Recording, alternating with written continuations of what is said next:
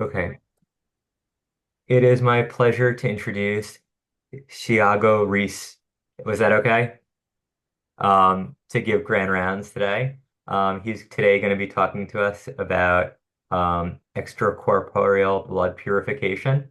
He works at the International Renal Research Institute in Valencia, and interests are in nephrology, hemoabsorption, CRRT, hemo and peritoneal dialysis, and kidney transplant. He's published extensively on these topics, and him and one of our good friends, Dr. Djornik, do the CRRT Academy together, which sounds very fun. And so thank you so much for joining us today, and we look forward to your lecture. Okay, thank you so much, Ivan. Thank you, Amanda, for this kind of invitation. When you invited me, I was like, really? I will be lecturing at Mount Sinai, that famous hospital, worldwide renowned. So for me, it's a great pleasure being here. Uh, I know that when we talk about extracorporeal blood purification, we are kind of far of evidence-based medicine, but I'll try to convince you that we have enough evidence to apply some of those therapies. And you cannot use the excuse that they are not FDA approved because almost all of them are available there in the US. So I think you might change slightly your practice from tomorrow. I hope so. I just share my screen. There we go. Can you see my slides? Yes. Lovely. Okay. So guys, I would like first to invite you all to the Vicenza course, which is in a course held in Italy. It's organized by Professor Claudio Ronco, and it will be next summer in June. So in this course, we debate a lot on AKI, CRT, and all the major names in this field. They are present there. So it's a really nice course to attend. These are my conflicts of interest. And first, I'd like to mention about Professor Claudio Ronco. Last week, he was awarded in the ASN Kidney Week with award concerning his whole career and contributions to blood purification, AKI, but also peritoneal dialysis, maintenance dialysis. And Professor Ronco, he's my mentor. I spent time with him in Italy. Now I am in Brazil, my home country. And he has a huge connection with Mount Sinai. So these pictures are from 1982, and he did his fellowship under the supervision of Juan Bosch in Mount Sinai. So your institution contribute a lot to his formation. So when I was invited to this lecture, I asked him to send me some pictures, and he has a huge gratitude for everything that he learned there. When he got there, he didn't speak English, and now he's really proficient. So it's really there's a huge connection between your institution and Vicenza and Professor Claudio Ronco and then myself. So I have divided this lecture in these topics. So nomenclature, I'll talk about a specific filter, and then about cartridges, and finally with a different filter. And as I've mentioned, all those devices, they are present in the US. So first, I always want to highlight the importance of nomenclature so that everybody speaks the same language, and that residents, fellows, students, they understand better what we are discussing. So first, we have the term extracorporeal blood purification, abbreviated as EBP, and synonyms are extracorporeal organ support, but extracorporeal organ support also comprises mechanical ventilation or ECMO or left ventricular devices. So extracorporeal blood purification is more specific of what I will cover in the next slides. Then we have the term hemoadsorption, abbreviated as HI, but in the literature, many things are written with the term hemoperfusion. But in the meeting, in a consensus, we decided to stay with hemoadsorption. So I encourage everyone to use this term instead of hemoperfusion. And then coming to the disposables, we have filters, but you can also call them as like membranes, dialyzer, hemodialyzer, but that creates a lot of confusion. So we prefer to use the term filter. And then we also have the cartridges, but in the literature, you might find things like a filter for it, a resin, sorbent, columns, but they all mean the same. So it's preferred to stay with the term cartridges. And there are many different cartridges available in the market, mainly in Asia and in Europe. So when we talk about hemoadsorption, and there are some statements in guidelines that hemoadsorption was not effective, we need to specify which kind of hemoadsorption are we talking about. We cannot put everything in the same bucket. I will not cover all of these devices, but I mean, you have devices that can remove antibodies, other that can remove pathogens like viruses, bacteria. So there is a multitude of different cartridges with different purposes. I will start with what we have in our daily routine. So filters. These are the parts of a filter. So we have here in the left, the blood inlet, and then here in the right, the blood outlet, the dialysate inlet, and here the effluent outlet.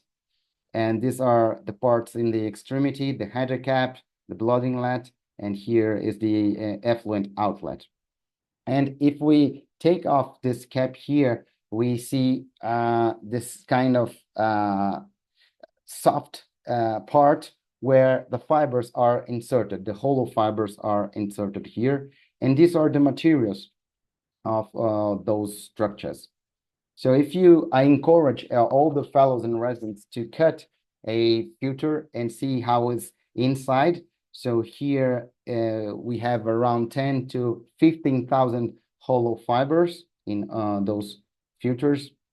And the material of the fibers are variable, and they are usually abbreviated as like PES, PVP, PMMA, AN69PE. So these are the filters we use more often in our daily practices. And last week we had a publication which was huge in our field concerning the use of a specific filters for in cardiac surgery to prevent cardiac surgery associated AKI, which I think it's really a prevalent condition in your hospital. So this filter is branded as Oxiris from Baxter. It has different properties. So the hollow fibers, and here we have an axial view of a hollow fiber. So imagine that we are seeing this internal part here where I'm highlighting here in the left. So blood goes inside the hollow fiber. And this structure, this membrane has three layers. The outer layer is made of the structure AN69, which is negatively charged and has properties to absorb cytokines.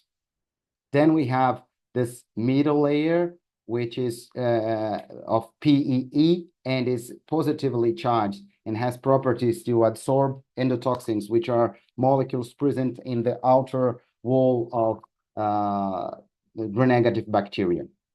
And finally, in the inner part, we have heparin grafted with the aim to reduce coagulation inside the fibers. And this is the epidemiology of cardiac surgery-associated acute kidney injury.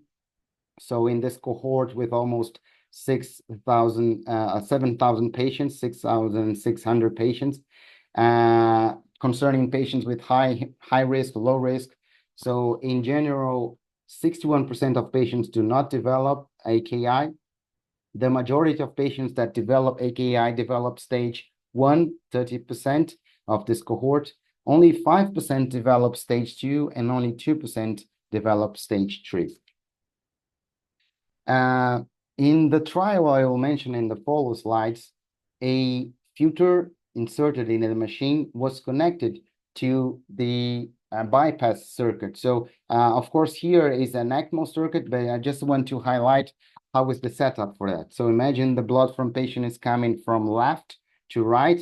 Then we have the pump and the oxygenator.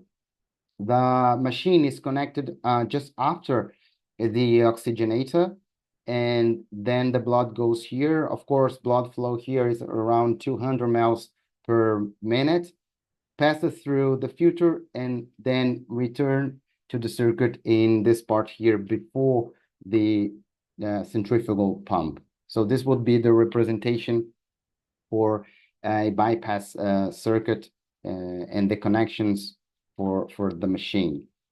And then in this trial carried out in Spain, 343 patients were randomized to receive this extracorporeal blood purification while when they were in the bypass or standard care.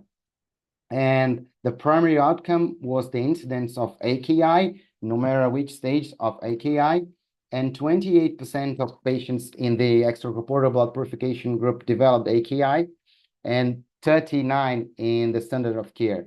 So there was 10% less AKI episodes in absolute numbers, and this reached statistical significance. So here, concerning all stages of AKI, the red represents the incidence of AKI in the intervention group, and there was less incidence of AKI in this group, but the difference was only when all the episodes were accounted. For stage 1, independently, stage 2 or stage 3, there was no difference. Well, the rationale for those interventions would be to remove inflammatory markers or inflammatory molecules in the circulation. So there was a reduction in TNF alpha here in the end of the bypass, but not when patient was admitted to the ICU, and also from IL-8. However, for other measured cytokines, this was not observed. And I mean, those results, when you see only the abstracts, you might get excited. However, there were no difference in clinical outcomes, such as ICU length of stay, hospital length of stay, 20-day mortality, vasopressor 3 days, ventilator 3 days, dialysis 3 days. So someone might argue, okay, it's fun, you have less AKI, but it doesn't change anything else, and it's more expensive because you applied a different device. I agree with that. So for the moment, we only have the evidence that short-term AKI and reversed in less than 48 hours is less prevalent in patients submitted to the intervention versus the control. But it's exciting because it's maybe one of the first positive trials in this field.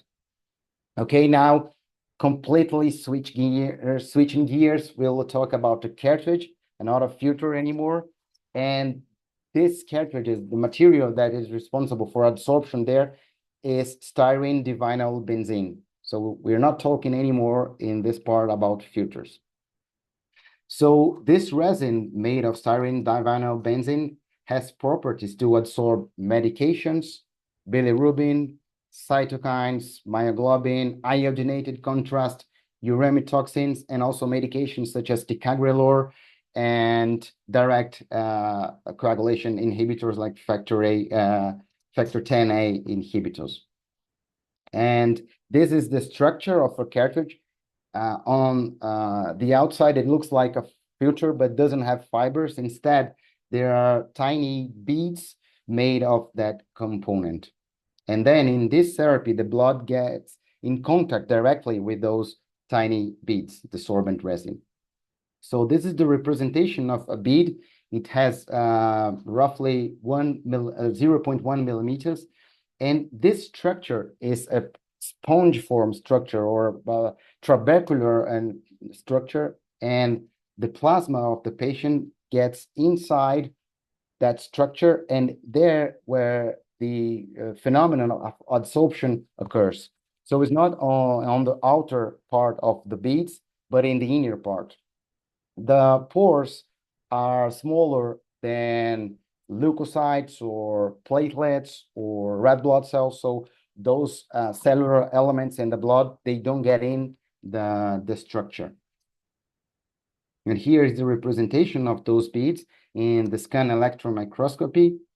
And we see a difference before the therapy and after the therapy, where there is a deposition of blood proteins in those beads, mainly fibrinogen.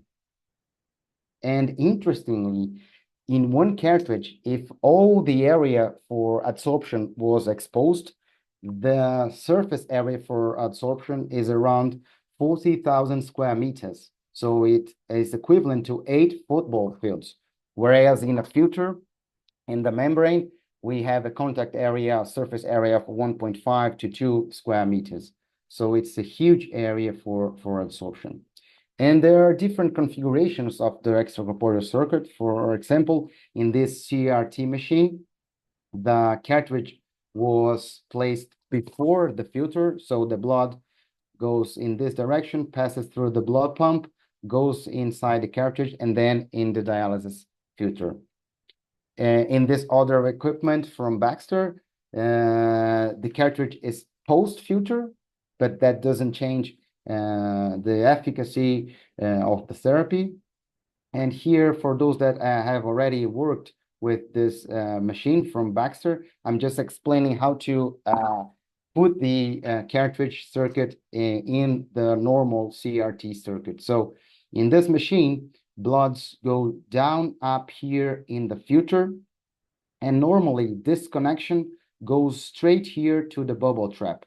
So when we apply the cartridge here, we interpose this line here, we connected in this part here, which is already present in the circuit, and then in this other part here. So it's really simple to insert and connect the cartridge in the normal CRT extracorporeal circuit. So now blood goes down up in the filter and then passes through the cartridge, returning to the normal, to the bubble trap after that. And this therapy can also be applied standalone.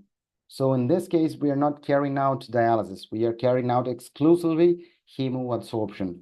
Of course, this is equipment for CRT, but it's possible to set up it to perform a hemoadsorption standalone. So blood goes out here, passes the blood pump, and then into the cartridge. This picture was taken in Alabama in the US. They are running there a trial with the different cartridges. So this cartridge is not with styrene divinyl benzene. I just want to show you the setup in the Prismax machine. So it's been carried out, as I mentioned, in Birmingham in a trial for removal of endotoxin. But we're not talking about endotoxin in this right moment. And here is a representation of the extracorporeal circuit. So imagine blood coming from left to right. So goes in this direction, passes through the blood pump, then cartridge, and then the aeration chamber before being returned to the patient. It's also possible to apply these therapies with machines for intermittent dialysis. So it's not exclusively carried out in CRT machines. I will show you a picture where we place the cartridge before the filter in a normal dialysis machine. So here in this case, blood was passing through the cartridge here, and after that going inside the normal dialysis filter. So it's important to highlight that even if in your hospital CRT machines are not available, it's possible to carry out hemoadsorption.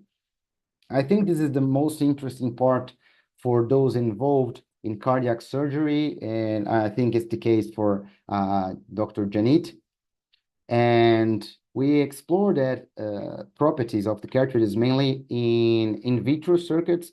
So this is the representation of what we do in Vicenza in Italy. Basically, we have here a reservoir. We have a solvent. It can be plasma, blood, or saline. And here we have the solute of interest. And then there is the peristaltic pump, the cartridge interposed, and then it's returned to the reservoir.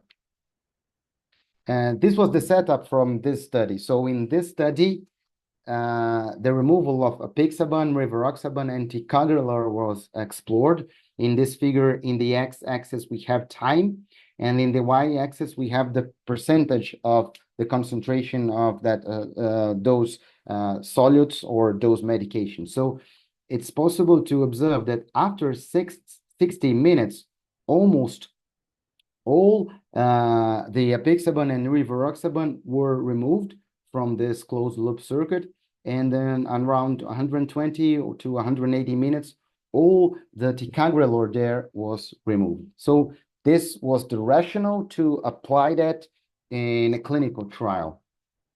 And here, sorry, in the top, it was the sham procedure. So there was no reduction in the concentrations of those medications in the sham experiment. So this was the STAR-T trial. It was published in April this year. The study was performed in the US and Canada. So I divided in this visual abstracts, the main characteristics of the trial. So it was a trial that recruited 140 patients that were using ticagrelor, and they had their last dose 48 hours or less before a major cardiothoracic surgery. So urgent indication for that surgery. It was in 29 sites, and it was blinded. So those patients were randomized to either standard CBP, cardiopulmonary bypass with a sham cartridge, or CBP with the hemoadsorption cartridge attached to the CBP circuit.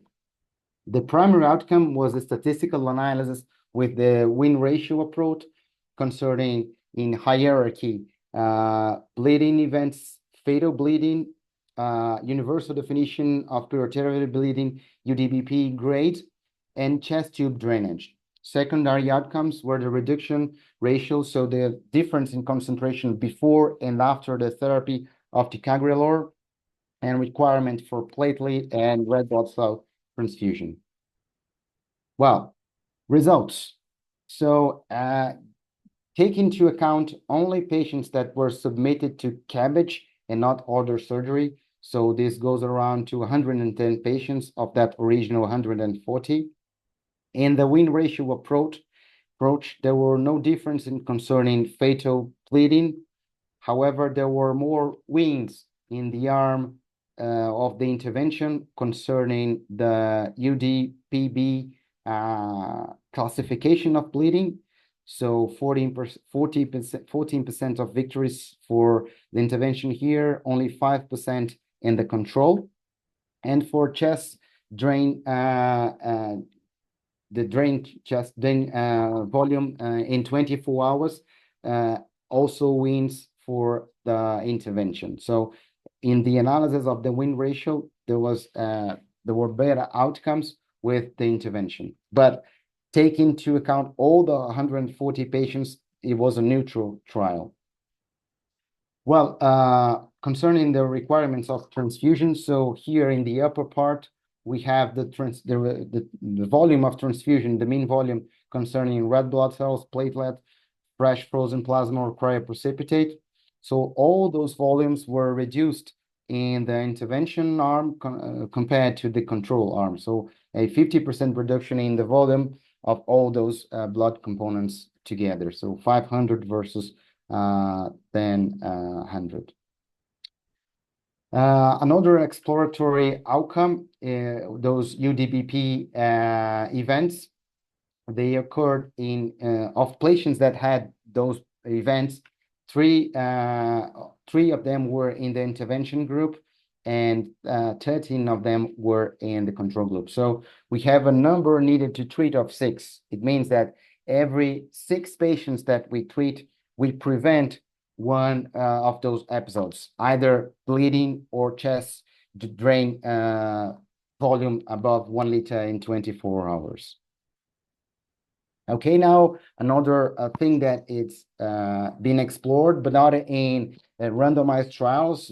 It's not practical to export it in randomized clinical trial way for intoxications, but all those drugs have been removed from circulation. So we have case reports measuring pre and post concentrations of those medications, and also association with improved clinical outcomes. So bromazepam, amlodipine, amitriptyline, ceftriaxone, ticagrelor, and as I've mentioned, rivaroxaban and apixaban. So this is just a case report of a patient with intoxication with bromazepam. So in the y-axis, we have the concentration of the drug, and in the x-axis, we have time. So these were the concentrations before the start of the therapy. And importantly, bromazepam is a protein-bound medication. So if it was not the case, so if it was a water soluble and with not a high affinity to protein, then with dialysis, we could easily remove that molecule. But the therapy is important. So hemoadsorption with divinylbenzene resin, it's important for molecules that are protein bound, such as bromazepam. And we can see that there is a sharp reduction in the concentration of the drug after the commencement of hemoadsorption. One thing that is really important when we are talking about hemoadsorption, and specifically in the context of sepsis, is that antibiotics are removed. So in this experiment, the concentrations of vancomycin and also gentamicin were explored in a preclinical model with sheep. And here in the left, we have the clearance of vancomycin with the therapy. So in the beginning of the therapy, when there is no saturation of the cartridge, there is a significant removal of vancomycin, or also with gentamicin. Maybe this is the reason why trials exploring hemoadsorption in septic patients were neutral, because in one hand, we might be removing hyper inflammatory molecules, mediators, but on the other hand, if we were removing antimicrobials, then this would have a detrimental effect to the patient. So not only antibiotics, but if patients are taking anti-epileptic drugs and we are applying hemoadsorption to remove ticagrelor, we might cause seizures because of the unwanted removal of that drug. So we encourage and we advise people to give an extra dose of the medications that we don't intend to remove, because the removal is not selective only for example, ticagrelor. Another interesting application, and we did that recently in a child that had rhabdomyolysis due to aripiprazole, which is an antipsychotic drug. So in this experiment, in this study, it was an observational study performed in Germany that recruited 20 patients with rhabdomyolysis. So all those patients, they were submitted to CRT for a renal indication. So those patients had AKI stage 3D, and they also applied concomitantly hemoadsorption with the cytosorb cartridge, which has resin of styrene in it. So in this figure here, in those bars, we have time points. So when the therapy was started, after 6 hours, and then after 12 hours. So the mean myoglobin of those patients was around 50,000. So it's a severe rhabdomyolysis. And after 6 hours of therapy, there was a reduction which reached statistical significance. But after 6 hours, so when the therapy reached 12 hours, there was a bounce back in the concentrations, because likely the phenomenon that caused rhabdomyolysis was still ongoing. And also because there is a saturation of the cartridge. Another analysis for the same trial. So this is the relative change in the concentration just pre-cartridge and after cartridge. So before and after the passage of blood through the cartridge. So in the beginning of the therapy, after 10 minutes, there was an 80% reduction in the concentration. So if the concentration was 100 before the cartridge, after it, it was 20, so 80% reduction. And it's important to highlight that there is only a significant reduction in myoglobin because CK, it's a huge molecule. So those therapies, they are effective in removing molecules up to 50 kilodaltons. Just putting into perspective, albumin has 60 kilodaltons, so albumin is not removed. But the main take from this slide here is that after 1 hour, the reduction, which was around 80%, is now only 35%. And after 3 hours, less than 20%. And after 6 hours, the difference in the concentration pre and post was around 10%. So we can assume that there is the phenomenon of saturation. So if the concentration before and after the cartridge is almost the same, we are not extracting that solid of interest anymore. So those therapies, they are effective, but rapidly the resin gets saturated and we need to replace the cartridge. And this was the clearance for myoglobin. The same phenomenon that we observed for ticagrelor or rivaroxaban removal, there is a rapid removal in the first 1 to 2 hours. So this was the clearance for myoglobin and barely no removal after 6 hours of therapy. So nowadays, we apply those therapies for no more than 6 hours. So if the patient is on CRT, we apply it for 6 hours, we remove it from the circuit, and then we carry on with the CRT with the same circuit, but not anymore with the cartridge interposed in there. Also, in the context of rhabdomyolysis, there is a new membrane that is mainly used for patients on maintenance dialysis called, it's a median cutoff membrane. And in the US, it's branded as Theranova from Baxter. So the difference from this membrane compared to high flux membranes that we use in our everyday practice are the size of the pores. So here in the scan electron microscopy, this is the inner part of the hollow fiber. We can observe that the pores here are wider than the pores in a high flux filter. And when we measure the concentration of, in this case, myoglobin, which has 17 kilodaltons pre and post accession. So here I'm not talking anymore pre and post cartridge. I'm talking about the plasma concentration of the patient pre and post session of 4 hours. The reduction when we use a normal dialysis filter for myoglobin is around 41%. Whereas applying this middle cutoff membrane, irrespective of the company that produces it, so there are at least 4 companies in the world producing it. The one that is available here in Brazil and also in the US is the Theranova from Baxter. We observe that there is a reduction ratio of around 65%, so pre and post therapy. So we have an enhanced ability to remove myoglobin or other metamolecules doing normal dialysis with a normal machine for the removal for patients, for example, with rhabdomyolysis. So this is how we set up the circuit. Imagine that the blood is coming from left to right. I've demonstrated here a catheter. So I encourage you to use 13 to 15 French catheters. And the reason is that we need a high blood flow to take advantage of the properties of those filters to remove metamolecules. So I would try to apply a blood flow of 400 mLs per minute. We have the anticoagulant get into the circuit, and then we have the filter, the median cutoff membrane, MCO membrane here. Dialysate goes in this direction, and then comes the effluent, and we can either interpose the cartridge in this intermittent hemodialysis machine, or do first the dialysis treatment and after that the hemoadsorption therapy.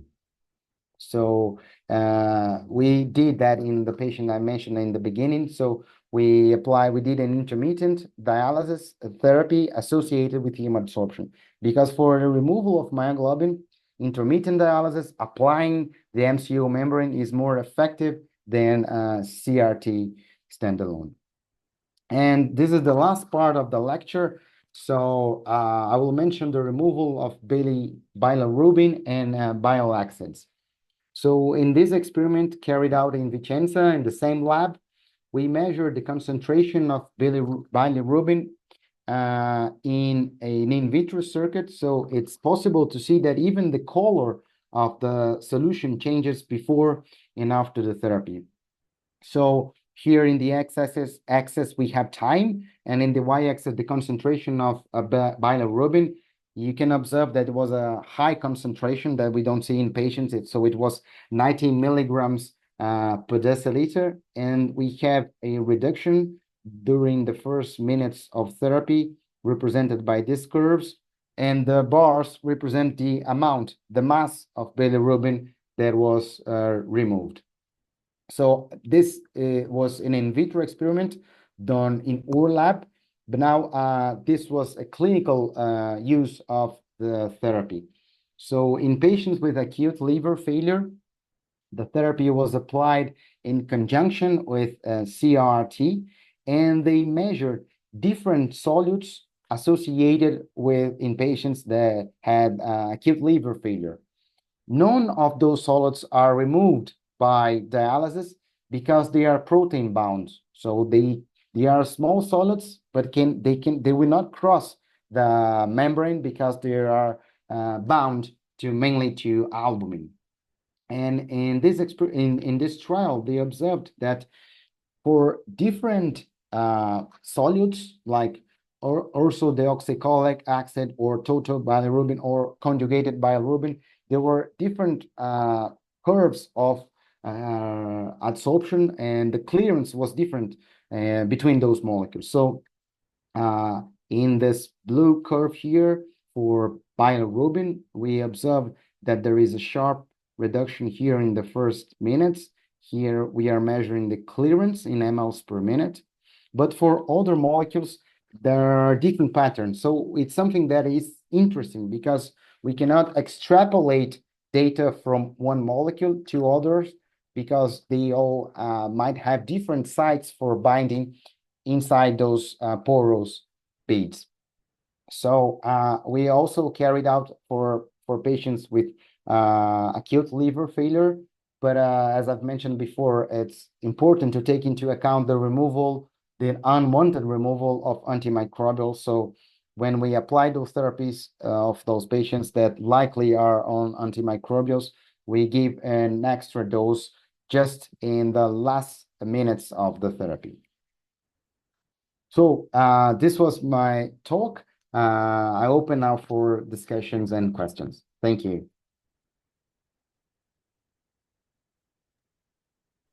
Thank you so much. That was an amazing talk. Um, so for the liver, do you do any, when I was a fellow, we did some Mars. So we would link the Mars kind of in line with the CVVH, and we do kind of reverse albumin liver dialysis. Do you guys do something similar? And do you find that, do you think that's helpful, or do you kind of think what you're using is enough? Yeah, actually, we do it more than we do hemoadsorption, but we do it in a slightly different way.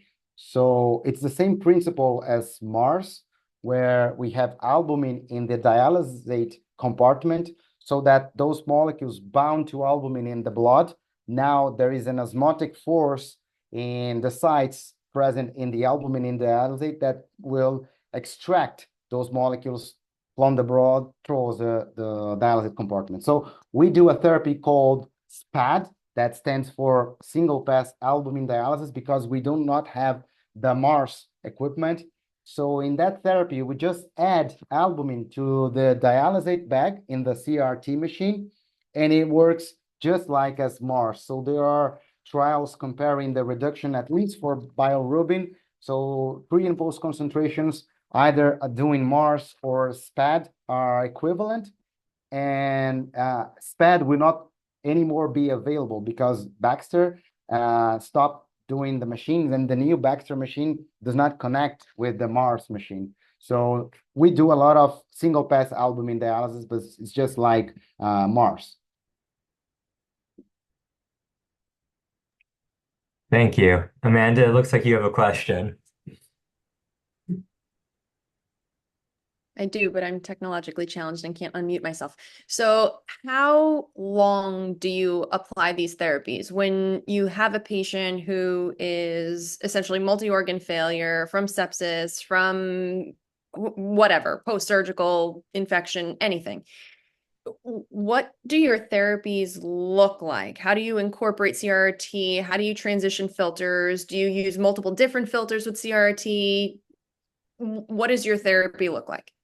Yeah, so nowadays I don't apply that for patients with kind of cytokine release syndrome due to sepsis or a major surgery. So I try to apply that only in those specific indications. I think it's more precise for the moment, and I don't want to kill the therapy because then the therapy might be labeled that, oh, it doesn't work, all the patients died. So since we do not have strong biomarkers to phenotype patients in sepsis or after major surgeries, I'm not doing it like that. But in general, we use one cartridge per day. I think that's not the most appropriate thing. It's like CRT. It's better than intermittent. So in those patients, likely, ideally, we should change one cartridge after the other, no more than after 6 hours, because the resin gets saturated. But I think also due to costs, because those cartridges, they cost around $2,000 each cartridge.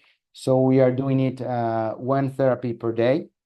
And as I mentioned in that, I show it in that picture, so it's easily to interpose that in the CRT circuit. So if this therapy is already ongoing, the CRT therapy, we give the blood back to the patient and fill the circuit with saline, put in the cartridge, and then restart the therapy. And after 6 hours, we do it again. So we give back blood to the patient, fill the circuit with saline, remove the cartridge, and then carry on the therapy. It's really easy to interpose that in the circuit. No, not a major challenge.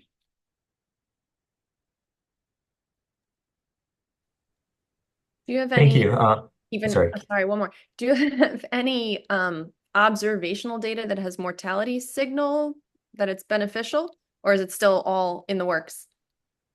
Almost all the trials in sepsis with this cartridge, they were neutral. There was no difference. However, I didn't cover that there is another kind of cartridge that removes endotoxin.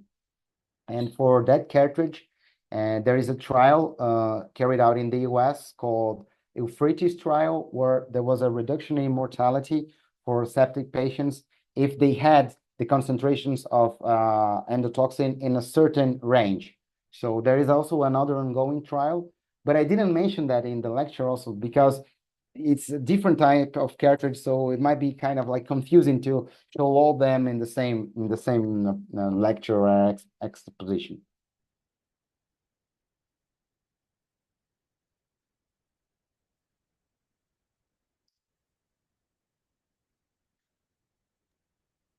Is there any other questions from the audience?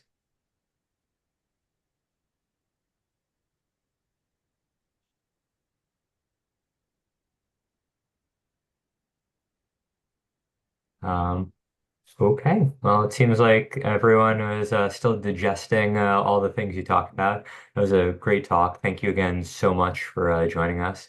And we look forward to hearing more soon. Thank you. Okay. Thank you. Thank you, Amanda. Bye You. bye.